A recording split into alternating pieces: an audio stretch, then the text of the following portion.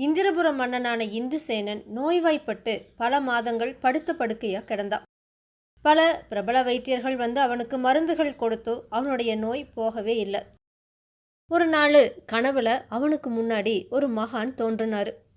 அவர் என்ன சொன்னார்னா, மன்னா, உன்னோட ஆட்சியில் நாட்டில் பாவங்கள் நிறைஞ்சு போச்சு.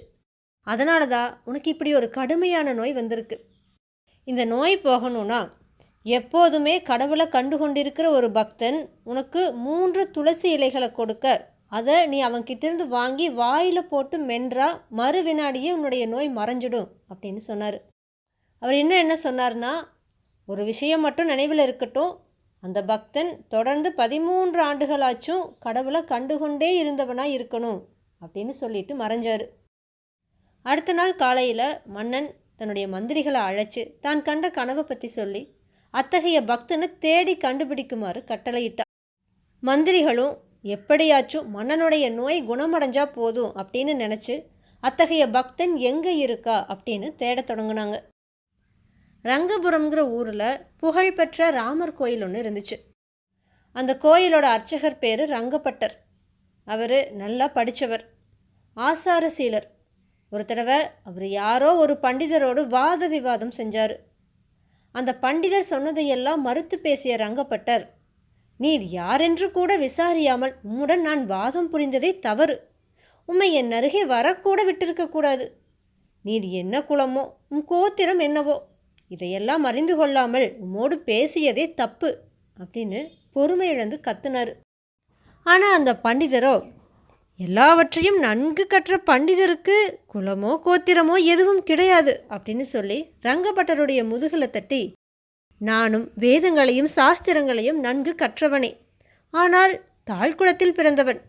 என் தந்தை செருப்பு தைப்பவர் அப்படின்னு சொன்னார்.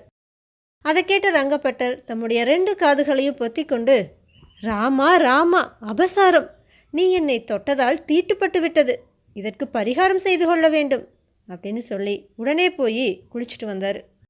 அதுக்கப்புறமா அவர், என் பாவம் போக நான் ராமர் விக்கிரகத்தின் முன் அமர்ந்து அவரை தியானம் செய்து கொண்டே இருப்பேன். இனி நான் என்னுடைய வீட்டிற்கே போக மாட்டேன் அப்படின்னு சொல்லி அந்த ஆலயத்துடைய ராமர் விக்கிரகத்துக்கு முன்னாடி அமர்ந்துட்டார். அவருடைய மனைவி மக்கள் அவரை வீட்டுக்கு வருமாறு அழைச்சு அவர் எழுந்து போகாமல் ராமர் விக்கிரகத்துக்கு முன்னாலேயே உட்கார்ந்திருந்தார். இப்படியே 12 வருடங்கள் கழிஞ்சிருச்சு. ரங்கப்பட்டரோட இந்த செய்கை பல ஊர்களில் பரவுச்சு. மக்கள் அவரை பரம பக்தர்னு நினச்சி அவரை தரிசிக்கிறதுக்காக அந்த ஆலயத்துக்கு வர தொடங்கினாங்க. அவரும் எப்போதும் ஆலயத்தில் ராமர் விக்கிரகத்துக்கு முன்னாடி அமர்ந்து ஆசிர்வதித்து அனுப்பி வந்தார். இதனால் அவரை எல்லாரும் பக்த சிரோமணின்னு புகழ்ந்தாங்க. ரங்கப்பட்டரை பற்றி கேள்விப்பட்ட ஒரு மந்திரி ரங்கபுரத்துக்கு வந்து கோவிலில் ரங்கப்பட்டரை பார்த்தார். அவர்கிட்ட, சுவாமி, என்னுடைய மன்னர் கடுமையான நோயால் அவஸ்தைப்பட்டுட்டு இருக்கார். அவருடைய நோயை எப்போதும் கடவுள் முன்னாடி உட்கார்ந்துருக்கிற ஒரு பக்தரால் தான் தீர்க்க முடியும்னு ஒரு மகான் அவருடைய கனவுல தோன்றி சொன்னார். தாங்களோ பரம பக்தர் அப்படின்னு சொல்லி அவரை அரண்மனைக்கு வந்து மன்னருக்கு 3 துளசி இலைகளை கொடுக்க வேணும் அப்படின்னு வேண்டினார். ஆனால் ரங்கப்பட்டரோ, நான் இந்த விக்கிரகத்தின் முன்னால் இருந்து நகர மாட்டேன். கடந்த 14 வருடங்களாக இந்த ராமருக்கு முன்னாடி இருந்து நகராமல் அவரை வழிபட்டு வருகிறேன். என்னை பிடித்த பாவமும் தீட்டும் போன பிறகே இங்கிருந்து நகர்வேன். மன்னரை வேண்டுமானால் இங்கே அழைத்து வாருங்கள். நான் அவருக்கு துளசி இலைகளை தருகிறேன். அவர் அவற்றை வாயில் போட்டு மென்றதும் அவருடைய நோய் மறைந்து போய்விடும். அதனால் என்னை பற்றி கொண்ட தீட்டும் பாவமும் போனதாகவே கருதுவேன் அப்படின்னு சொன்னார். மந்திரியோ மன்னருடைய நோய் எப்படியாச்சும் போனால் போதும் அப்படின்னு நினச்சி மன்னரை அழைத்து கொண்டு வருவதா ரங்கப்பட்டர்கிட்ட சொல்லிட்டு போனார். மந்திரியோ இந்திரபுரத்துக்கு போய் மன்னர்கிட்ட ரங்கப்பட்டரை பற்றி சொல்லி, மன்னா, அவர் பரமபக்தர், கடவுளுக்கு முன்னால் 14 வருடங்களுக்கு மேலாக தொடர்ந்து இருந்து கொண்டிருக்கிறார். நீங்கள் அவரை தரிசித்து அவர் கையிலிருந்து 3 துளசி இலைகளை வாங்கி வாயில் போட்டு மென்றால் உங்கள் நோய் போய்விடும் அப்படின்னு சொன்னார். மன்னனும் உடனே பல்லக்கை எடுத்து வர சொன்னான். பல்லக்கு வந்ததோ மன்னனுடைய பரிவாரம் அதில் அவனை படுக்க வச்சுது. பல்லக்கு ரங்கபுரத்துக்கு போச்சு. ரங்கபுரத்து எல்லையில் பல்லக்கு தூக்கிகள் பல்லக்கை இறக்கி கீழே வச்சாங்க. அப்போ ஒரு மகான் அங்கே வந்து மன்னனை பார்த்தாரு. அவருடைய நோயை பற்றியும் ரங்கப்பட்டரை பார்க்க அவன் போயிட்டு இருக்கிறதையும் அவர் விசாரித்து தெரிஞ்சுக்கிட்டாரு. அப்போ அவர் மன்னன் கிட்ட, மன்னா, நீ வீணா பெருமாள் கோயில் வரைக்கும் போக வேண்டாம். இங்கேயே நான் 3 துளசி இலைகளை கொடுக்குறேன். அதை வாயில் போட்டு மென்று தின்னா உன்னுடைய நோய் போயிடும் அப்படின்னு சொன்னார். மன்னன் அதுக்கு, நீங்கள் கடவுள் முன் எவ்வளவு காலம் இருந்து வழிபட்டு பக்தரானீர்கள் அப்படின்னு கேட்டான். அந்த மகானும் சிரிச்சுட்டே, நான் ஊரூராக சுற்றி மக்களுக்கு பணிபுரிகிறேன். எந்த கோவிலிலும் விக்கிரகத்தின் முன் வருடக்கணக்கில் உட்கார்ந்து கடவுளை வழிபடவில்லை. ஆனால் மனிதர்களை எல்லாம் கடவுளாகவே காண்கிறேன் அப்படின்னு சொன்னார். ஆனால் மன்னனோ, இப்படி செய்தால் ரங்கப்பட்டரை போல நீங்கள் பக்தராகிவிட முடியாது. அவர் 14 ஆண்டுகளுக்கு மேலாக ஆலயத்தில் விக்கிரகத்தின் முன் தொடர்ந்து அமர்ந்து பக்தர் என்று புகழ் பெற்றிருக்கிறார். எனவே அவர் கொடுக்கும் துளசி தான் என்னுடைய நோயை போக்கும் அப்படின்னு சொன்னான். அதை கேட்ட மகானும், சரி, நீ ரங்கப்பட்டரை கண்டு அவர் கொடுத்த துளசியை சாப்பிட்டும் உன் நோய் போகாவிட்டால் நீ மறுபடியும் இங்கே வா. நான் துளசி இலைகளை கொடுக்கிறேன். அதை மென்று தின்று உன் நோயை குணப்படுத்திக்கொள். நீ ரங்கபுரத்திலிருந்து வரும் வரை நான் இங்கேயே இருக்கிறேன் அப்படின்னு சொன்னார். மன்னன் பல்லக்கில் ரங்கபுர ஆலயத்துக்கு போய் சிரமப்பட்டு எழுந்து ரங்கப்பட்டரை வணங்கினான். அவரும், கவலைப்படாதீர்கள் மன்னா, நான் துளசியை கொடுக்கிறேன். அதை நீங்கள் மென்று தின்றதும் உங்கள் நோய் போய்விடும். உங்கள் நோய் போய்விட்டால் என் பாவமும் தீட்டும் போய் நான் உண்மையான பக்தனே என்பதும் உலகத்திற்கு தெரிந்துவிடும் அப்படின்னு சொன்னார். அவர் 3 துளசி இலைகளை மன்னனுக்கு கொடுத்தாரு.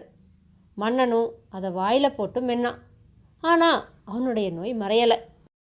அதை பார்த்துட்டு மன்னனும் ரங்கப்பட்டரும் திகைச்சு போனாங்க.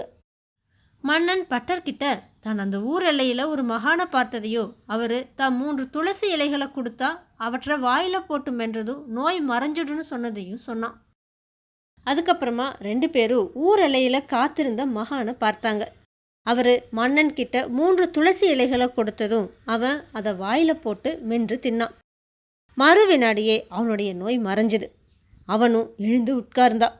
மன்னன் தலைநகரத்துக்கு போனான். ரங்கப்பட்டர் தலை குனிந்தவாறே தன்னோட வீட்டுக்கு போனார்.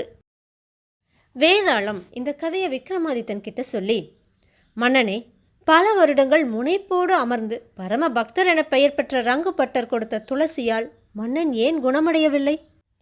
அவர்தான் 14 ஆண்டுகள் கடவுள் விக்கிரகத்தின் முன் அமர்ந்து அவரை வழிபட்டு பரம பக்தர் என்று பெயரையும் அடைந்து புகழ் பெற்றவராயிற்றே. அப்படி இருந்தும் அவர் கொடுத்த துளசியை மன்னன் மென்றும் குணமடையாதது ஆச்சரியமாக இல்லை? ஊரூராக திரிந்து மக்களுக்கு பணிபுரிந்த மகான் கொடுத்த துளசியால் மன்னன் ஏன் குணமானான்?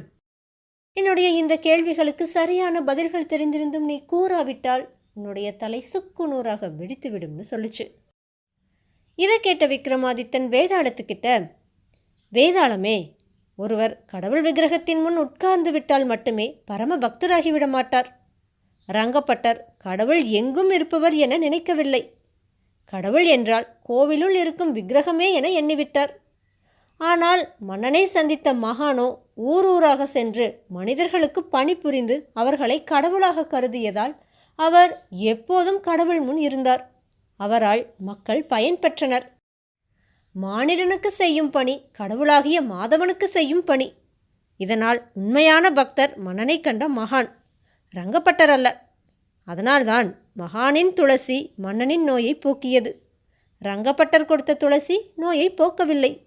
இதனை புரிந்து கொண்ட மன்னனும் பட்டரும் தம் இருப்பிடங்களுக்கு சென்றனர் என்று கூறினான். விக்ரமாதித்தனோட இந்த சரியான பதிலால் அவனுடைய மௌனம் கலைஞ்சுது. அவன் சுமந்து வந்த வேதாளம் உயர கிளம்பி போய் மறுபடியும் முருங்கை மரத்தில் ஏறிடுச்சு. தன்னோட முயற்சியில் சற்றும் மனம் தளராத விக்ரமாதித்தன் மறுபடியும் முருங்கை மரத்தில் ஏறி அதில் தொங்கிட்டு இருந்த வேதாளத்தை பிடிச்சு கீழே இறக்கி மீண்டும் நடக்க துவங்கினான்.